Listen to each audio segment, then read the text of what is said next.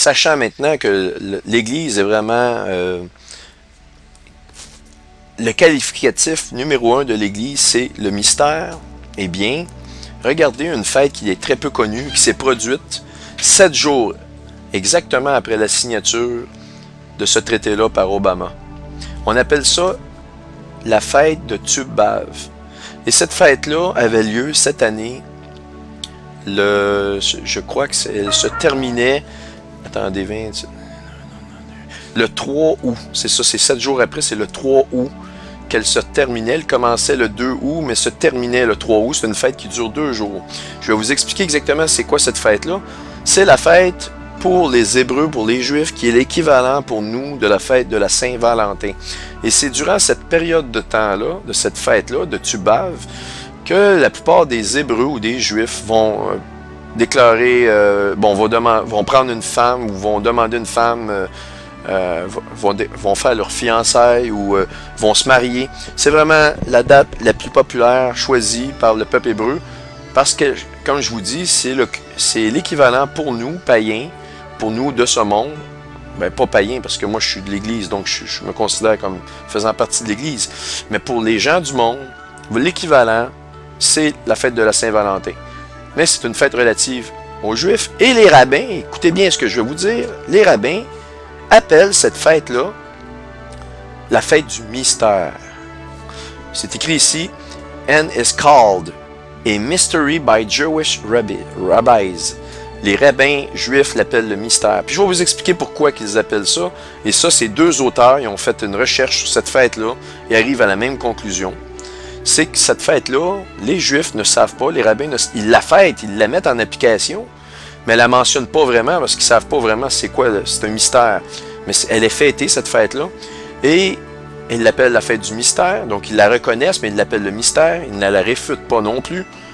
Et cette fête-là, comme je vous dis, elle se fait appeler la fête du mystère.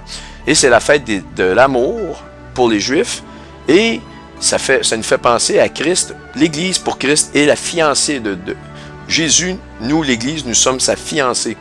Et il va nous prendre bientôt pour épouse à la grande journée des noces. C'est la journée où on est enlevé, on rentre dans les noces de l'agneau et c'est le grand mariage. C'est exactement dans ces termes que la Bible nous parle. Nous sommes la fiancée de Jésus. Alors, si c'est la fête de l'amour et que c'est une fête qui est une fête du mystère, tous les auteurs sont arrivés à la conclusion qu'il s'agit d'une fête qui doit avoir une explication très liée à l'Église. Évidemment, les Juifs n'ont pas reconnu encore Jésus, donc pour eux c'est un mystère. Ils n'auront pas reconnu que Jésus est le Sauveur, et pour eux tout ce qui est l'enlèvement, toutes ces choses-là, ça n'existe pas. Ils attendent leur Sauveur, leur Messiah, ils l'attendent encore. Et c'est très, très, très, très important de mentionner cette fête-là. Parce que 45 jours après cette fête-là, donc voyez-vous le 3 août, qui est la deuxième journée de cette fête-là, au 18 septembre 2012, on a exactement 46 jours. Vous allez me dire, oui, mais tu as dit 45 jours après. 46 jours, ça c'est dans notre calendrier à nous. Mais si on le calcule dans les calendriers juifs tels que Daniel nous le décrit, ou dans le temps de Daniel on le parlait, on a donc un 46 jours dans nos jours. Ça se traduit comme si vous prenez votre 46 jours, vous le multipliez par 360 jours par 365 jours, donc on multiplie par 360 et on le divise par 365, ça nous donne donc 45 jours. Donc pour les Hébreux, on parle de 45 jours d'écart. Et je vais vous expliquer rapidement comment calculer, parce qu'il y a beaucoup de confusion à ce niveau-là. Je vais vous montrer quelque chose à cet effet-là. Ce que je vais vous montrer, c'est pour bien comprendre comment effectuer les calculs de conversion entre les journées qu'on nous parle dans la Bible, comme par exemple le prophète Daniel, quand il parle de 1290 jours, 1335 jours. À quoi fait-il référence et c'est quoi l'équivalent dans nos temps à nous? Eh bien, le calendrier hébreu, ou le calendrier, si vous voulez, se base sur les cycles lunaires, et il devait faire une certaine conversion pour aussi se conformer aux années solaires. Une année solaire, le cycle solaire, ça prend la Terre 365 jours et un quart pour faire le tour du Soleil. Bon, maintenant, la Lune, ça lui prend quelque chose comme 355 jours et des fractions pour faire le tour de la Terre. Donc, ce qu'ils ont fait, ils ont pris le 365 jours et un quart, le 355, ou 354,8 je pense de mémoire, mais vous pouvez vérifier, mais je vous explique le principe. Ils ont fait la moyenne entre les deux, donc 365 et un quart plus 354,8, on les additionne, on les divise par 2, on arrivait à 259,8. Et ce 259,8 là, on l'a arrondi à 360 jours. Donc, les années du temps de Daniel étaient comme la tarte, étaient comme une tarte. Je vous donne l'image pour que vous compreniez bien. On voit ici la tarte du temps de Daniel, on a la tarte de nos temps modernes. La différence, c'est que dans le temps de Daniel, il l'avait divisé en 12 mois de 30 jours. Chacun des mois comportait également 30 jours pour 360 jours. Dans nos temps à nous, on les divise en 365 jours.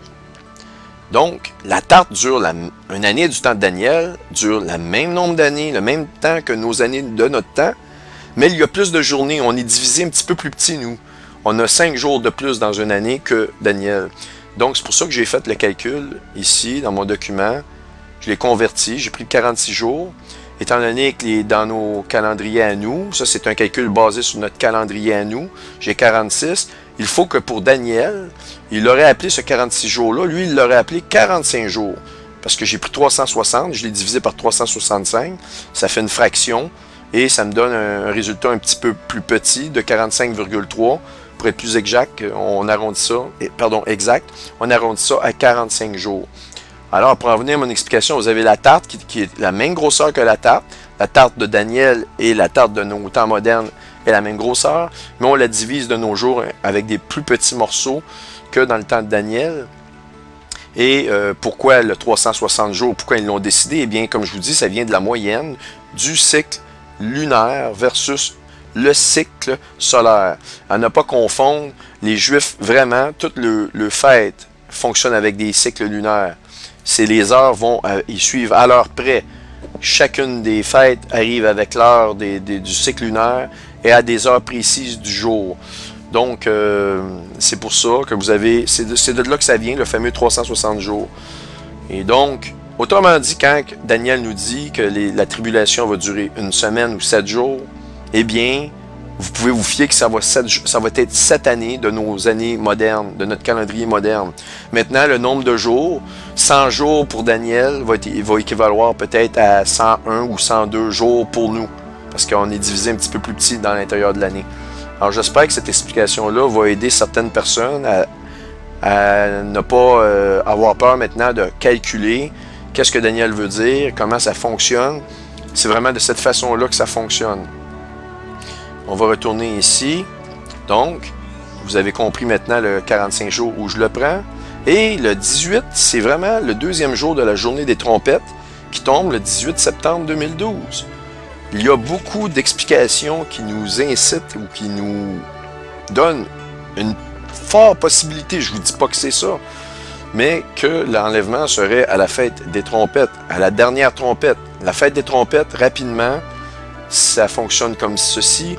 Ils vont sonner 9 coups de 11, c'est-à-dire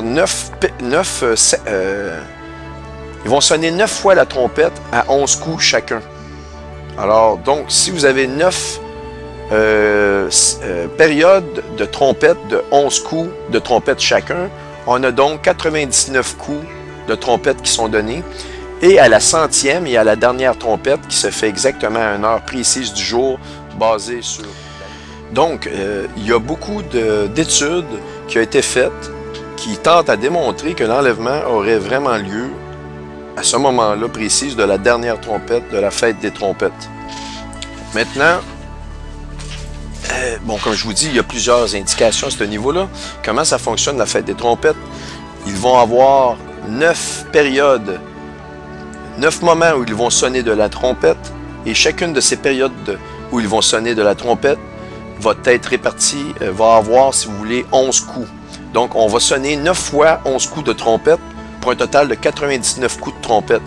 Et au dernier moment, au moment où la fête se termine, à la dernière heure qui a été déterminée que la fête des trompettes se termine, ils vont sonner un dernier coup, un seul coup unique, mais c'est lui qui est le coup le plus long.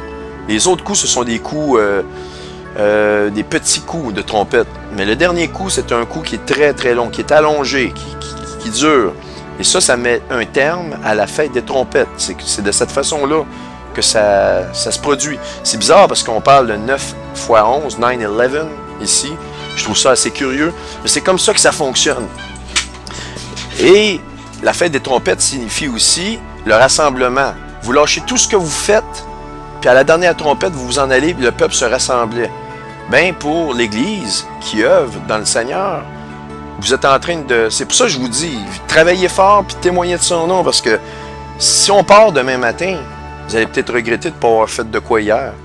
C'est un peu comme ça qu'il faut le faire. Je ne vous dis pas d'arrêter de vivre, puis de travailler jour et nuit jusqu'à temps que vous tombez malade.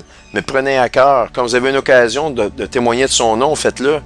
Ne laissez pas d'occasion, de porte qui s'ouvre devant vous, se refermer sans que vous fassiez ne serait-ce qu'une mention, un petit témoignage, parler du nom du Seigneur. On est appelé à le faire, c'est notre job. Puis quand on va être appelé par la trompette, on va être rassemblés, on lâche tout. Inquiétez-vous pas, vous allez tout lâcher, il faut aller vous rassembler. Et aussi, la fête des trompettes s'appelle la fête de nul ne connaît l'heure ni le jour. Et le Seigneur dit, nul ne connaît l'heure ni le jour de mon retour, ni même les anges du ciel, mais le Père seul le connaît. Mais il faut comprendre que lorsque le Seigneur est venu, le contexte biblique, c'est qu'il était un homme, et étant homme, il n'avait pas d'ordinateur, de super télescope pour comprendre ou de voir exactement les cycles de la Lune, parce qu'il change d'une année à l'autre. Ces fêtes-là, les heures de départ et d'arrêt sont basées sur le cycle de la Lune. Et donc, il ne pouvait pas savoir, il savait au moment où il voyait. C'est vraiment à dernier moment qu'il le savait. Alors, c'est pour ça que je vous dis, toutes ces indications-là sont curieusement nous amènent à conclure qu'il se pourrait fort bien que ce soit à la fête des trompettes. Peut-être cette année, peut-être l'année d'après, mais peut-être pas non plus. Mais c'est assez curieux de voir tous les points reliés à la fête des trompettes à ce niveau-là. Mais bref, vous savez quand même comment calculer les journées, OK?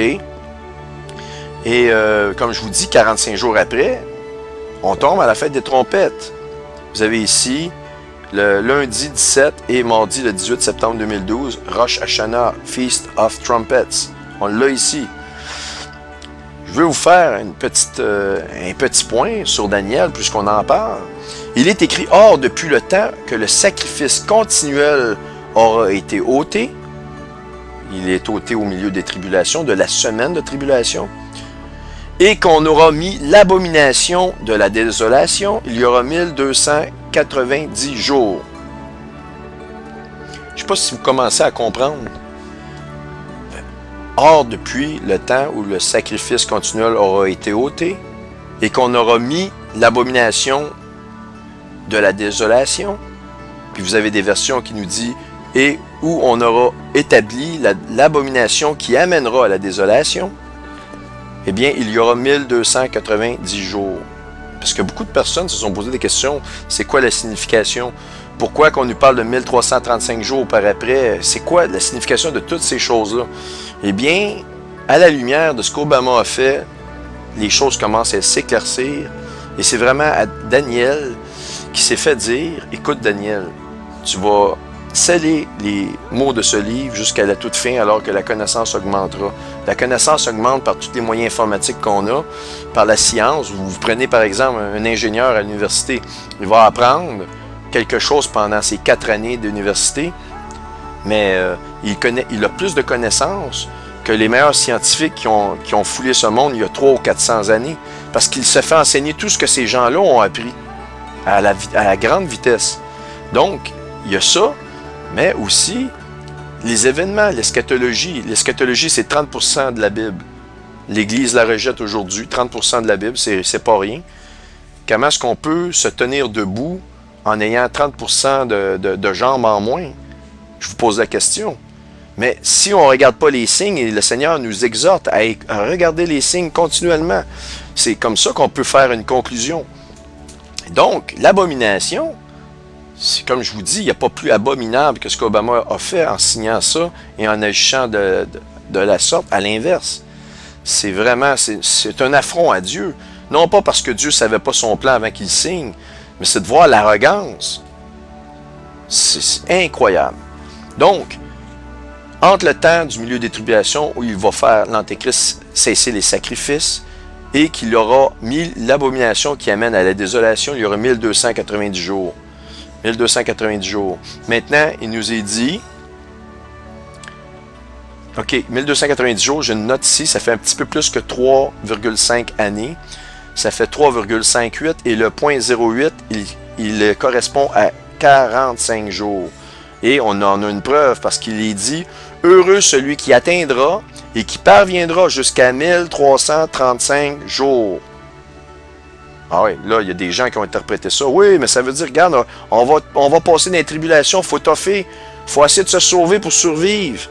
Mais non, c'est pour le peuple de Daniel, c'est pour le peuple hébreu. Les Hébreux n'ont pas reçu Jésus, n'ont pas accepté, ils restent dans les tribulations. C'est la 70e semaine mise sur le peuple de Daniel. C'est donc aux Hébreux, c'est au peuple hébreu massivement qui vont devoir, ceux qui vont survivre, la première moitié des tribulations à Jérusalem, parce qu'il va en avoir des morts. Je peux vous dire, c'est environ là que les 2 tiers des Juifs vont mourir.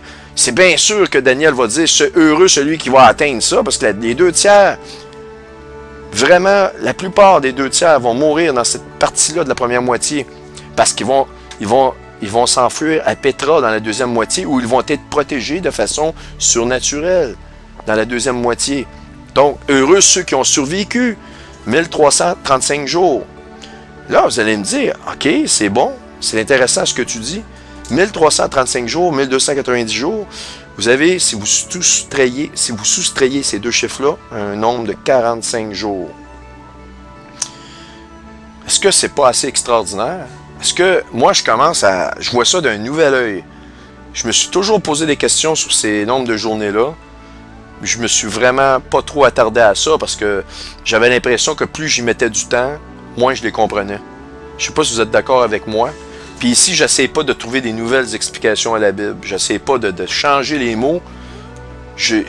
Loin de moi de faire toutes ces choses-là, de changer un seul mot de la Bible ou d'essayer de m'amuser à changer la signification. Mais reconnaissez que ça correspond. On continue. Je dis ici une note. Je dis que l'abomination pourrait vraiment être la confirmation de l'alliance de Daniel 9, 27. C'est ça l'abomination.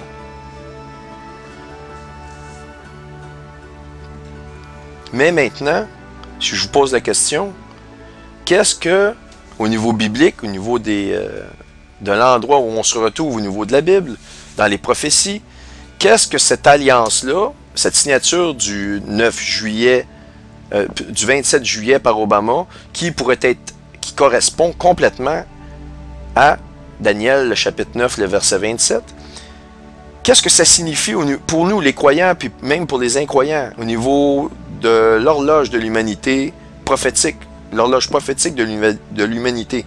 Qu'est-ce que ça signifie? Y a-t-il des indications profondes sur la signification de cette prophétie-là qui viendrait juste de se réaliser sous nos yeux? Et moi, j'aurais pu passer à côté. Beaucoup de chrétiens ont passé à côté de ça. Il y en a qui en ont fait la mention, mais sans plus. Ils ont dit, oui, ça correspond à Daniel 9, 27. Oui, mais c'est important de le savoir.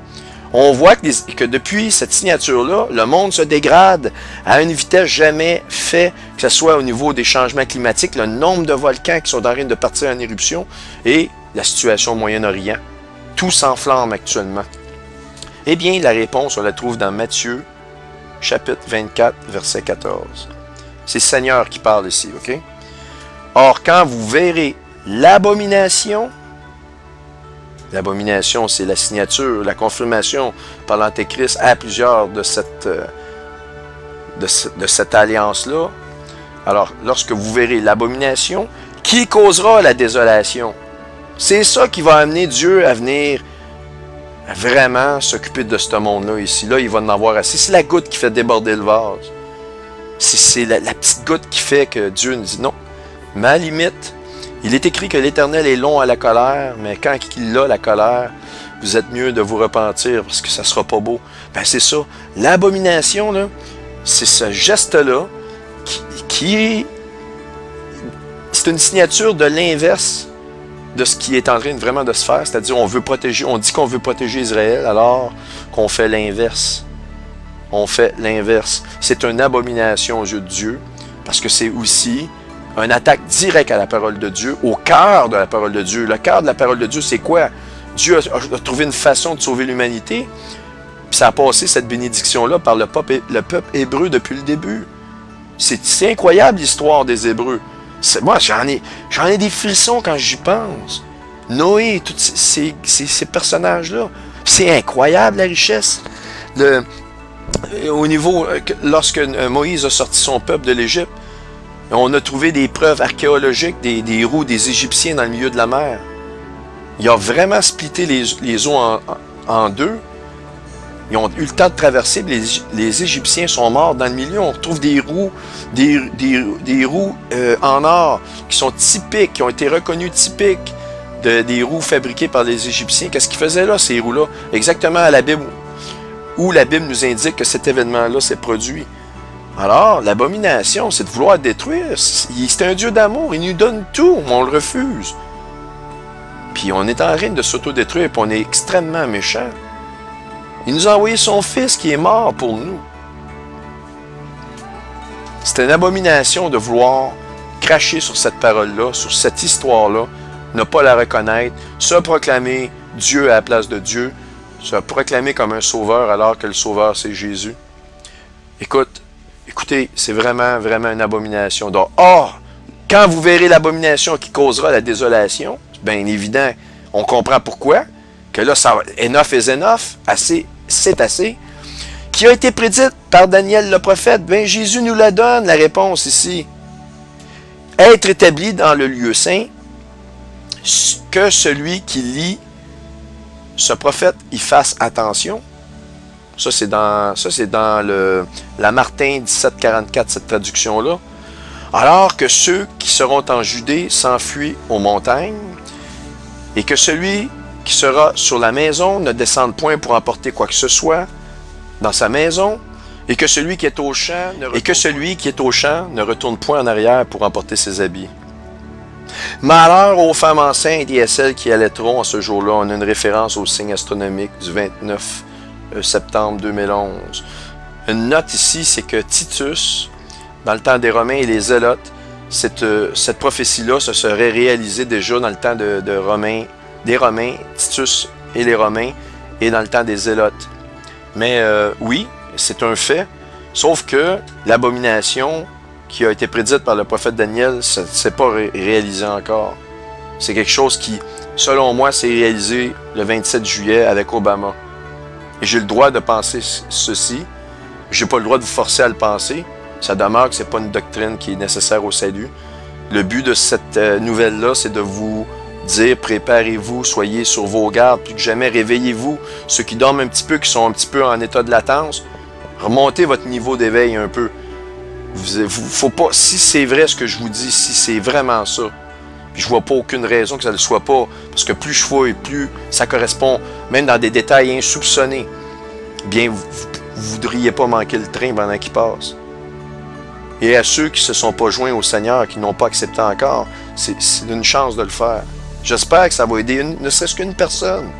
Si j'ai mis 1000 heures dans la production de cette nouvelle-là, bien que ça serve à une seule personne, au moins j'aurais pas travaillé pour rien. Donc, on appelle ça des prophéties télescopiques. Elles se réalisent et la Bible nous dit qu'il n'y a rien de nouveau sur le soleil, ce qui fut sera dans le futur.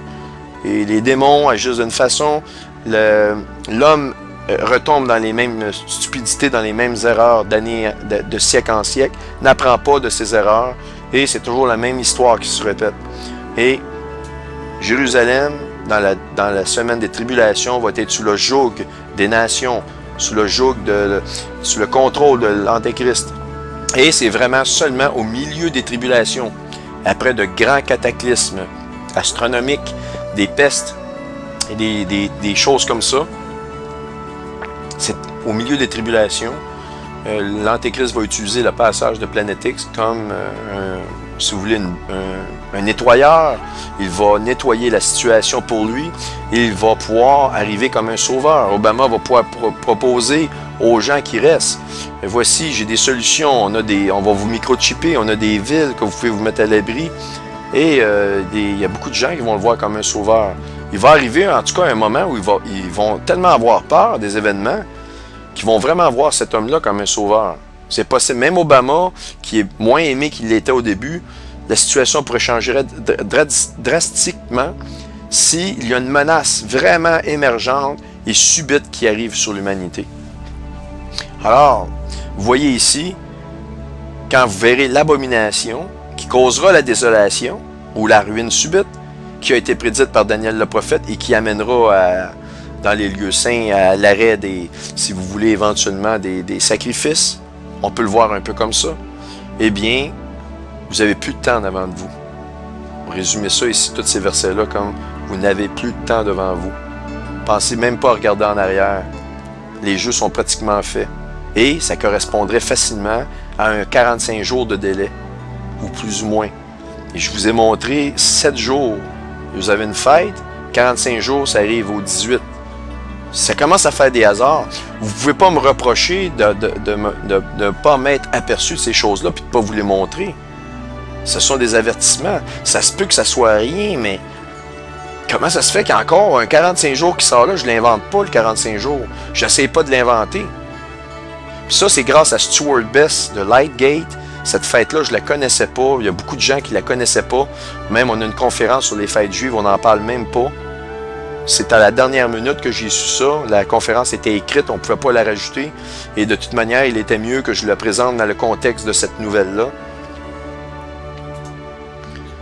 On va continuer. Ici, la conclusion, c'est vraiment, vraiment tout ce que je vous mentionne ici. Et il y a quelque chose d'autre de très important que je dois vous parler. Alors, ce que je veux vous parler, c'est on a des rapports qui ont sorti durant le temps où on est en train de produire cette nouvelle-là, à l'effet qu'il y a des mouvements de troupes jamais vus depuis l'histoire d'Israël, des troupes à l'intérieur d'Israël pour la protection. Il y a des centaines de soldats israéliens qui sont massés au mur des lamentations pour prier.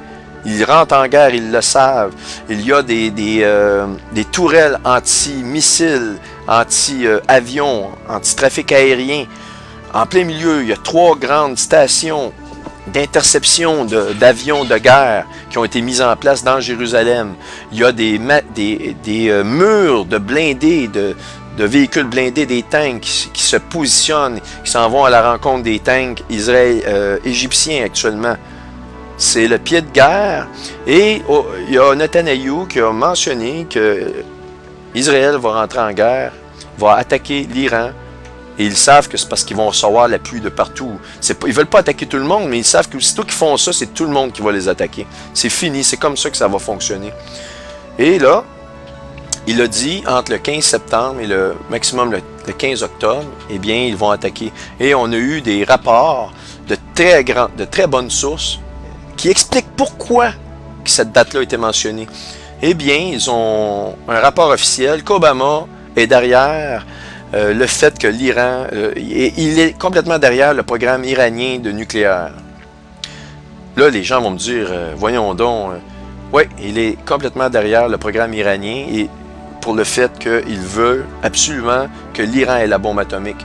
Mais pas parce qu'il est vraiment ami avec les Iraniens. En fait, les Iraniens, ils comptent bien les sacrifier pour sa cause.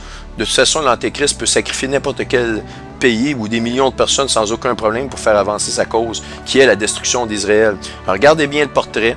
Il est derrière le programme iranien nucléaire, mais aussi, je vous apprends que depuis déjà un moment, l'Iran a déjà la bombe atomique. Ils l'ont déjà. C'est pas ils vont l'avoir dans quelques temps, c'est pas ils vont l'avoir dans un an. Les Américains le savent, ils le savent très bien. Ils n'ont qu'un seul problème technique à résoudre. Et je vais vous l'expliquer, c'est le problème, on dit en anglais Warhead. Ça s'appelle un ogive en français. Et selon le Mossad, selon les rapports israéliens, le Mossad est le meilleur service de renseignement Intel au monde. C'est le service le plus organisé d'intelligence qui existe au monde actuellement. Et le Mossad, le rapport qu'on a eu, qui est très récent, c'est à l'effet qu'ils vont régler l'Iran d'ici quelques semaines, 2 ou 3 semaines maximum, ils ont réglé leur problème d'ogive. Et l'ogive, je vais vous montrer c'est quoi un ogive. C'est si vous voulez, la pointe de votre missile. C'est ce qui transporte la bombe nucléaire et vous avez un détonateur à l'intérieur. Et ça, c'est très technique. Parce que si vous avez une bombe nucléaire, c'est bien beau, mais si vous ne pouvez pas aller la porter 200 km ou 1000 km plus loin, vous pouvez toujours la faire exploser dans votre cour, mais ça n'aidera pas tellement votre cause. Donc, ça prend un médium de transport. Le médium de transport est le missile, mais plus particulièrement, c'est au bout du missile, c'est la tête. C'est la tête du missile qu'on appelle l'ogive, c'est elle qui transporte avec le détonateur la bombe nucléaire. De telle sorte qu'aussitôt que la pointe du missile frappe, après une certaine pression, vous avez un système de déclenchement qui n'abîme pas la bombe nucléaire, qui va... Parce qu'on ne veut pas que les radiations soient libérées sans qu'il y ait d'explosion. Il y a un procédé pour ça.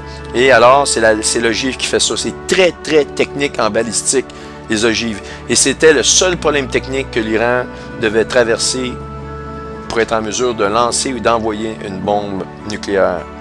Eh bien, ce problème-là va être réglé selon le Mossad, selon les rapports qu'on a, d'ici 2 semaines environ. Et voyez-vous, Israël n'a plus le choix. Israël est abandonné, devra attaquer. Peut-être que ça va déborder de nous 2 semaines, mais je peux vous dire qu'ils se tiennent au fait de la situation. Et aussitôt que c'est fait, contre cœur, Israël n'aura nul autre choix que d'attaquer. Et ça va déclencher très rapidement Isaïe 17, qui est la première guerre. Alors, voyez-vous, ça c'est des rapports qui ont été confirmés. On a aussi, je la salue, sur Conscience du Peuple, vous pouvez aller voir dernièrement, elle a mis des informations sur des mouvements de troupes sans précédent et je lui ai confirmé que ce sont des... C'est confirmé ces rapports-là. Mais il y a pas, on ne les voit pas nécessairement dans les